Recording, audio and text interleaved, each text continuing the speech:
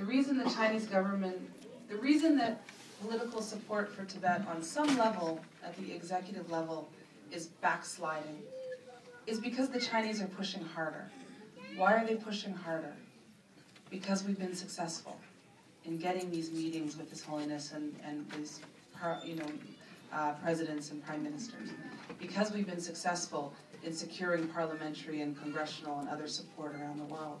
So what do we need to do now? If they're starting to backslide a little bit, which is, of course, because of the global economic situation. But regardless of that, until this point, most communities, most Tibetans in the world, we've only been just building our exile communities, our second exile communities. We've barely begun to scratch the surface of lobbying, of pressuring and pushing for political support from local representatives and senators and parliamentarians. We've just begun. I know because I've been working full-time in this movement for 10 years, and I've never even really done a proper political lobbying training. So for us, the answer is, they're getting stronger, they're working harder because we've been successful, so now we have to work harder to be successful again. So we should be organizing in every community, in every major city, or even smaller communities banding together to do lobbying training, to teach our young people and our community members from older to younger how to go in, how to represent. Other communities have done this before us. We're not new, we're not unique. There's nothing that we're doing that others haven't done, whether Jewish, Armenian, Greeks. These are people who have secured political support in such a way. Now, I know you've done it actually. Tibetan community in Minnesota has done this better than, and probably even more than any other Tibetan community. Somehow you're more political than most. But we need to be better, we need to do more. There's no reason why the only time most of our people ever write, let alone call, their representative is when there's something bad happening in Tibet. We shouldn't just be reactive, we should be proactive. We can help get people on some level, representatives, politicians, owing us. That's the idea, right? They want your vote. They see every single one of you and your kids as a potential vote. So why aren't we doing what other communities do, which is organizing ourselves, not just on the local level, but on the national level? Last March, we did this in Washington, D.C. It was very small, but it was a good beginning. It's just a beginning. And this is what the Chinese don't want. They don't want to see a Tibetan lobby really working in Ottawa, in Washington, D.C., in London. They don't want to see us really being smart and proactive. So, we just need to be there. We just need to do it. At the end of the day, the Tibetan issue is only a pressure issue, nothing else. No government, no politician sees in Tibet any value. We know there's value. We know the water itself is value, but to this day, no one really gets it. All they see is that we have the support of the people of the world. We have global public support. So for them, it's just an issue of how much pressure can they take. That's called a pressure issue. So if we're a pressure issue, let's increase the pressure. And in a way, we haven't really done that in a strategic way.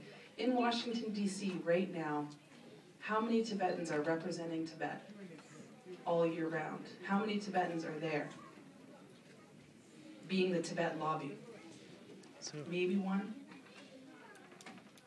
There may be 3 people total in D.C. They all work for ICT, and that's not a bad thing, but there's just literally 3 people in all of the United States of America who represent our interest. So our goal would be, being strategic, within 3 to 5 years, the Tibetan community in US, in Canada, in other places, we have our own people dedicated, living in Washington, D.C., representing us. And not even, I'm not talking about taking away from the Tibetan government level, I'm talking about just the people level. We coordinate, like on an activist level. That's what we have to be. If we're not activists, we don't create any leverage for our government. The other thing is public support. Until now, we've done basic little public support sort of initiatives, now's the time to start organizing the deeper level, the deeper conversation about Tibet in the world. For the first time ever, it used to be we would say, Tibetans inside think this, Tibetans inside feel this, right? Because they weren't writing, they weren't making films, they weren't doing things that we could show. Now they're doing that. There's blogs, there's films, there are books, poetry. All of these things are coming from Tibet with the true voice of the Tibetan people. So now we need to organize symposiums, film screenings, things that finally we can say to the world, here's the voice of Tibetans inside Tibet. And in a way, the world, the global public, is kind of a little bit bored of the basic Tibetan story, the basic Tibetan film. Now we have something deeper to show them, something even more meaningful than the introductory Tibetan film that has a bunch, 5 Injis talking, maybe 1 Tibetan, the historical footage we've all seen a million times. Now we take it to another level. It's called taking our game up a level. We really need to do that. We need to move from being a basic, grassroots, public sort of pressure issue to a more advanced, sophisticated lobby movement. And then in terms of young people, and this is where, of course, parents have a certain important role, our young people should speak Tibetan. Absolutely. I'm living proof of, someone who's still trying at age 33 to pursue that. Our young people should also speak and read Chinese, secondary if they can. Tibetan first, Chinese second. It's going to be the language on some level of our future.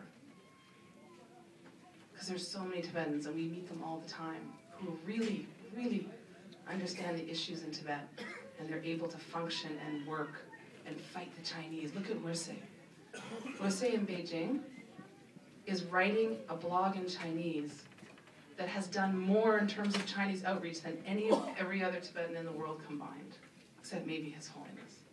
But even then, Wusei's blog from Beijing was read by 2 million Chinese at the height of the uprising. We meet Chinese intellectuals and thinkers who people believe she's done more to forward Chinese understanding of Tibetan issue than, in the last 60 years anyone has been able to do. And that's because she speaks, by circumstance, she speaks and writes the language. So we should be, if we really want to do Chinese outreach, let's be taking voices like Wusei and pushing it out there. Rather than going ourselves and getting into fights and arguments and discussions that make you crazy with Chinese who are probably never going to change their mind, let's find ways to promote her voice. And let's make sure our young people, and I keep doing this because I'm trying to pressure Tendor, make sure our young people speak Tibetan and Chinese, if possible. Not everybody can do this, but many can, or many ask us, should I study Chinese? Do you think it's useful? Encourage your kids if they're inclined that way. Tendor speaks a little bit of Chinese. I know because we went to Taiwan together and he represented us quite well, just on a basic level. But we want to send him to spend time studying so he can become fluent in Taiwan. Maybe 3-6 months, or 2-3-month periods. Another friend of ours, Dechin Pemba, she's in London. She does the blog High Peaks, Pure Earth. She was kicked out of Beijing in 2008, just before the Olympics. Dechin is someone who we use every day because she can go look at what the Chinese are saying and then tell us, oh, you should look at this. This is really important. Look what they just said. The Lhasa Daily just said this online. And then we can organize and, fight. If we don't have our own people with our own interests at heart who can speak and read and understand Chinese, we don't know where to begin to fight. So it's all about, and so just that's the idea, is everything we do now, let's do it better. Everything that we have been working on thus far, let's make ourselves more skilled, more sophisticated, more organized. That's for us kind of the way forward. And those are just 3-4 simple ideas of how to do this.